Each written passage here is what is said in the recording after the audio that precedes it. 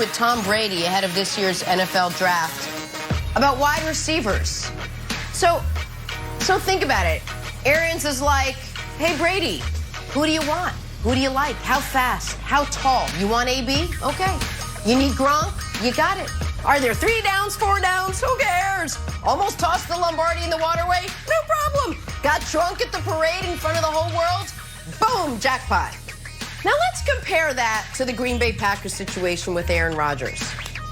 Rodgers is like to management, hey, would it be at all possible if maybe, and I'm just spitballing here, and no pressure, I'm like thinking out loud, maybe we can get like, I don't know, like a wide receiver or some kind of pass catcher or something.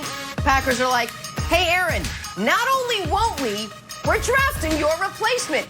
And we're not going to tell you about it. And we canceled our online Jeopardy subscription into the stadium. Good luck, buddy. See you at minicamp next week. Better show up or you're going to get fined. Bye-bye. Jeopardy. Hey, I know everyone's on my phone saying, crush Nick Wright. I'm not going to do it. I'm going to give you NFL season's around the corner, so I decided to add a little Chiefs highlights. Hey, mid-season form for the Chiefs, Tyreek Hill, who can no longer do his deuces celebration because he got stolen from him in the Super Bowl, celebrating with your new offensive lineman, Orlando Brown. So it's always good. Here's something else. I know you also like DeAndre Hopkins. Let's head out to Arizona. Look at DeAndre Hopkins. Look at this catch.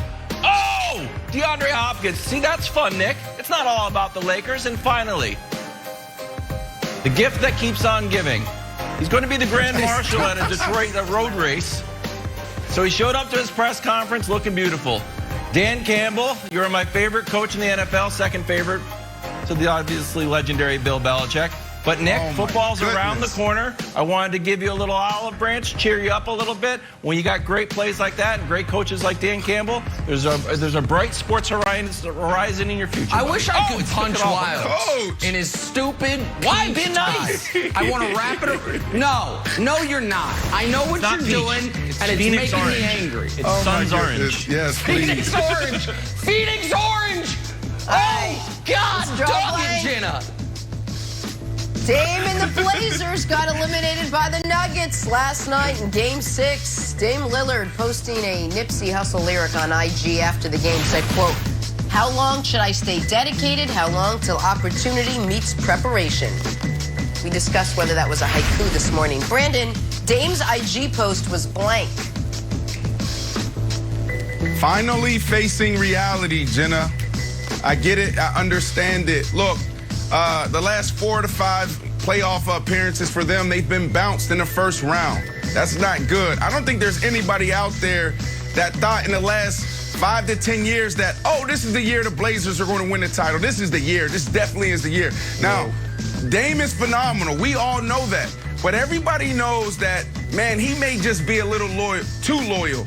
Now, he's gained a lot of respect around the league, around, the sports world. But it's time for him to face the reality and see what can be waiting for him on the other side. Now, when I was playing ball, I was similar to this, because he also went on to say, when will opportunity meet preparation? So that told me a lot about who he is and what he's thinking about. It's like, look, if I just put my head down and work, I can potentially break through. But the reality is, man, in the NBA, you need 2-3 guys beside you that can get it done each and every night. And unfortunately, it's just you that you can count on. So he's facing reality, Nick. Yeah, listen, this is unfortunately ominous for the Blazers because Dame I don't think it was about Game 6. Listen, if we're being fair, the Blazers blew Game 6. They had a 14-point lead late into the third quarter, and never in the history of basketball has a team been so reliant on such a decidedly average-ish player as they are on Yusuf Nurkic. Never seen anything like it in my life. It's like, well, if Nurkic is out of the game, we just have no chance. Like, okay, well, that means your roster's not that good. But he could have posted this IG after Game 5. It's what we talked about. When you have the type of game he had in Game 5 and you lose, it makes you question everything. And so if you're a Blazers fan, I don't think Dame's going to pull a James Harden as far as the way Harden went about things. That's not who he's ever been. But I do think you have to be concerned that James Harden is going to go to Neil O'Shea or whomever replaces him if he's gone and says, man, I don't know if this will work here. And so it sucks, but it looks like that train's coming down the tracks, Wilds.